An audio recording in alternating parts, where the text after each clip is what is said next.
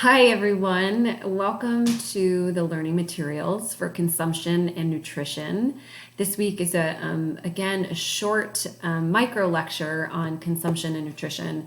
So we're going to start out talking about consumption and a little bit about what we eat, when we eat, and where.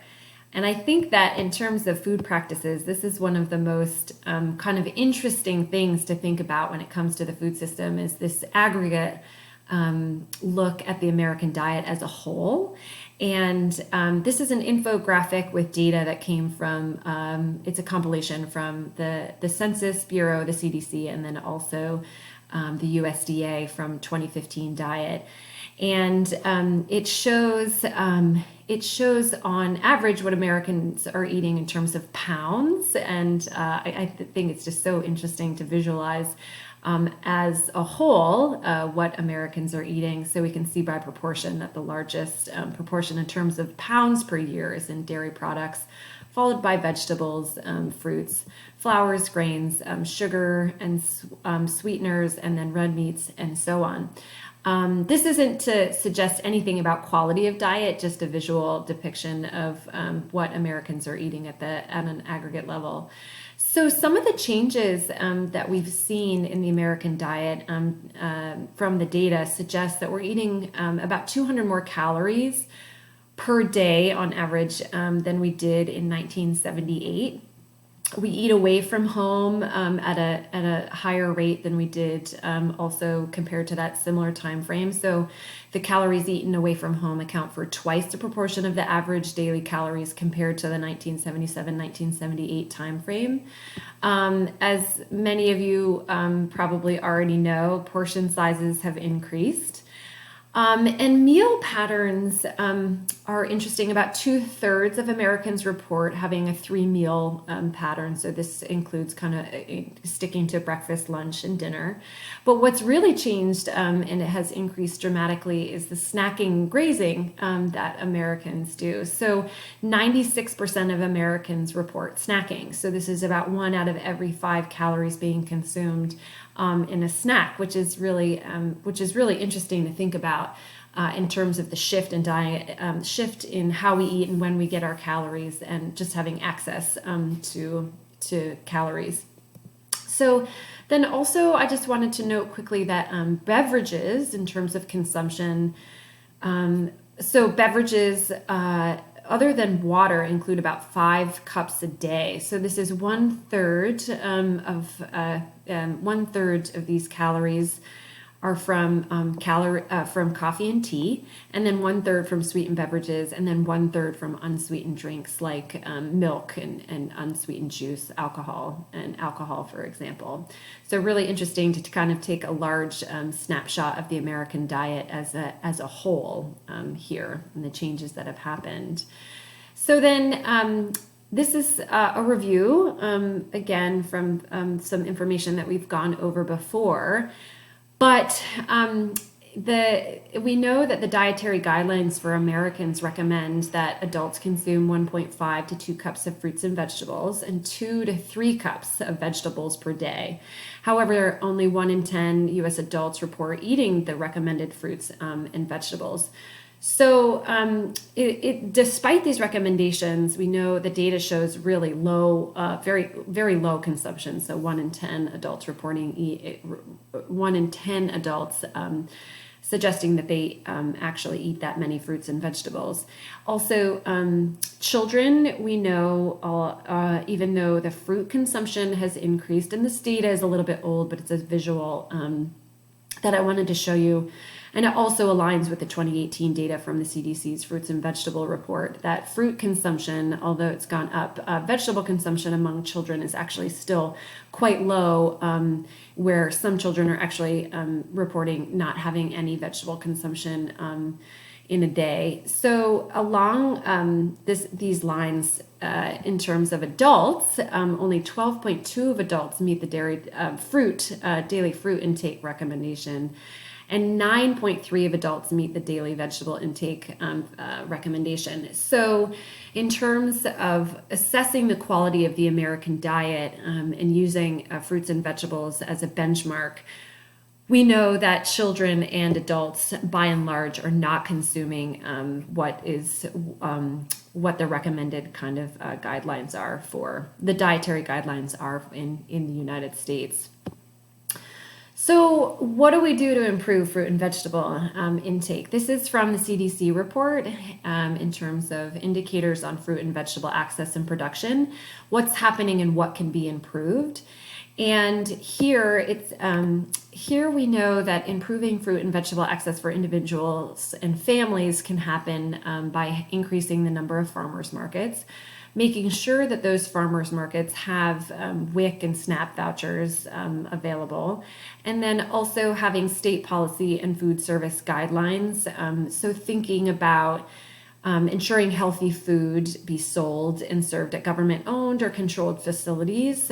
So increasing the healthy food options like fruits and vegetables, making sure there's lean proteins, whole grains at work site, at state agencies, at recreation centers, and other institutional facilities.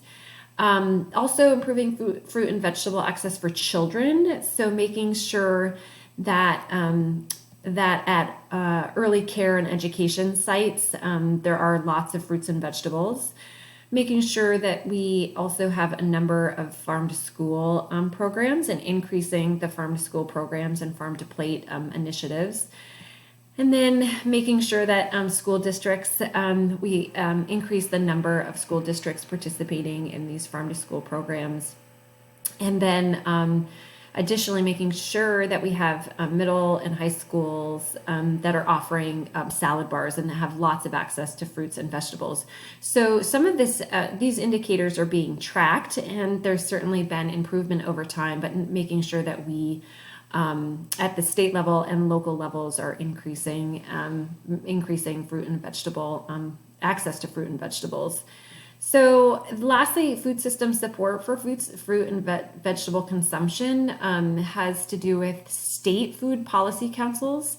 So we know that a number of states do have food policy councils, but we need to also make sure that all states have these councils, and this is a collaborative effort in terms of having multiple stakeholders involved to assess how food access is and how the food system in a particular location, region, or state is doing. And also, in addition to state policy councils, having a number of local food policy councils. These are needed entities to make sure that access to healthy foods are materialized. And then also having food hubs, local food hubs with healthy fruits and vegetables are also needed. So a lot of indicators, and certainly at local and state levels, there are a lot of great initiatives happening. But clearly, we need to do more, because the data is suggesting that children and adults are just simply not eating enough of these of the recommended fruit and vegetables that would be optimal for their health.